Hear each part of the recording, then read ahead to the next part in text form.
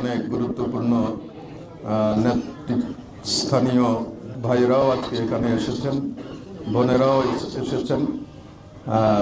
এই সুন্দর মিলন মেলায় তারা সকলে অংশগ্রহণ করেছেন। আমরা সকলে মিলে আমাদের কেন্দ্রীয় নেতৃবৃন্দের সাথে আলাপ আলোচনা করে আজকে এই 10 দলের সাথে আরেকটি দল বাংলাদেশ লেবার পার্টি একাত্ম হয়ে আগামী নির্বাচনে ভূমিকা পালন করবেন, সেই বিষয়টি আমরা সিদ্ধান্ত নিয়েছি। তো এটা আমাদের জন্য একটা বিরাট সৌভাগ্যের বিষয় যে 5ই আগস্টের আগ পর্যন্ত বাংলাদেশে প্রায় 16 বছর একটি ফ্যাসিস্ট, স্বৈরাচারী, গণতন্ত্রের দুশ্মন, মানবতা মনুষ্যত্বের দুশ্মন একটি ফ্যাসিস্ট সরকার বাংলাদেশের জনগণের ঘাড়ে চেপে বসেছিল। তাদের সময় আমরা আমাদের মৌলিক অধিকার থেকে বঞ্চিত ছিলাম, আমাদের গণতান্ত্রিক অধিকার থেকে বঞ্চিত ছিলাম, ভোটাধিকার থেকে আমরা বঞ্চিত ছিলাম, ন্যায় বিচারের সিটে ভোটাও তখন আমরা বিচারাঙ্গনে দেখতে পাইনি।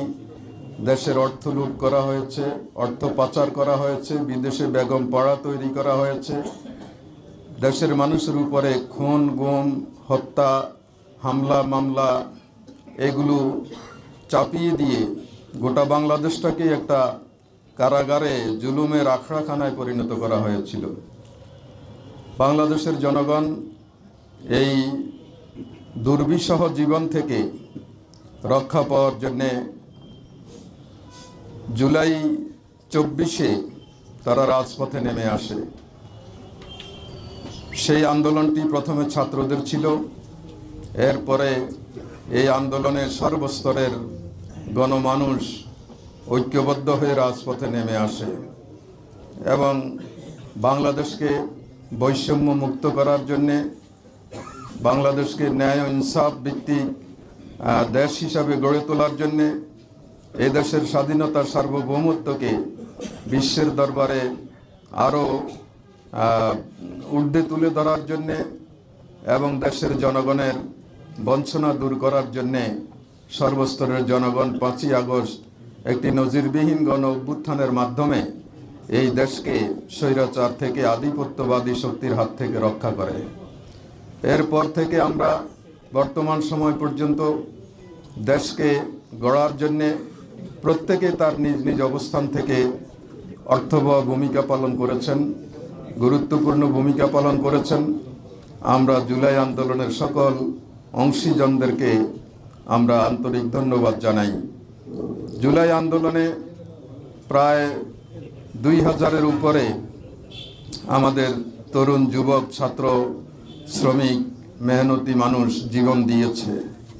প্রায় 30,000-এর মতো লোক আহত হয়েছে, চোখ হারিয়েছে, পঙ্গুত্ব বরণ করেছে। 30 জন শিশু, বিভিন্ন পত্রিকা আমরা দেখতে পেয়েছি যে তারা এই গণহত্যার সময়ে নির্মমভাবে তারা নিহত হয়েছে। এই আত্মত্যাগ যারা করেছেন তাদেরকে আজকে আমরা স্মরণ করছি। তাদের আত্মত্যাগকে স্মরণে রেখে জুলাই আন্দোলনের ঐক্যকে ধরে রাখার জন্যে এবং আগামী দিনে একটি সুন্দর, মানবিক, ইনসাফ ভিত্তিক বাংলাদেশ গড়ার জন্যে চাঁদাবাজি, দুর্নীতি, অন্যায়, জুলুম, ষড়যন্ত্রের হাত থেকে দেশকে রক্ষার জন্যে আমরা যেভাবে আন্দোলন করেছি ঠিক সেভাবে ঐক্যবদ্ধভাবে আমরা নির্বাচনে অংশগ্রহণ করছি। বাংলাদেশ জামায়াত ইসলামী সহ যেই 10 দল ঐক্যবদ্ধ হয়েছে, এই ঐক্যটাই হচ্ছে মূলত জুলাই আন্দোলনের ঐক্যবদ্ধ চেতনা। সেই চেতনাকে ধারণ করেই আমরা আসন্ন নির্বাচনে আমরা অংশগ্রহণ করব। সেই ঐতিহাসিক প্রচেষ্টার সাথে আজকে আনুষ্ঠানিকভাবে যুক্ত হলেন আমাদের লেবার পার্টি এবং লেবার পার্টির প্রেসিডেন্ট জনাব মুস্তাফিজুর রহমান ইরান সহ তার দলের নেতাকর্মীগণ। আমরা তাদেরকে আন্তরিক ধন্যবাদ জানাচ্ছি এবং এই ঐক্য আমরা সামনের দিকে নিশ্ছিদ্রভাবে যাতে ধারণ করে এগিয়ে যেতে পারি, আল্লাহ তাআলার দরবারে সেই দোয়া কামনা করছি। আমরা আমাদের আমিরে জামাত বলেছেন যে আমরা একটি মানবিক বাংলাদেশ গড়তে চাই, কল্যাণধর্মী একটি দেশ গড়তে চাই, দুর্নীতিমুক্ত, চাঁদাবাজি মুক্ত একটি সমাজ আমরা গড়তে চাই। এই জন্যে আমরা সকল দলকে নিয়ে, সকল দেশপ্রেমিক চিন্তাশীল লোকদেরকে নিয়ে আমরা আগামীতে একটি সরকার কায়েম করতে চাই। সেই ক্ষেত্রে আমাদের লেবার পার্টির এখানে একাত্ম ঘোষণা করা এটা একটা বিরাট অগ্রগতি।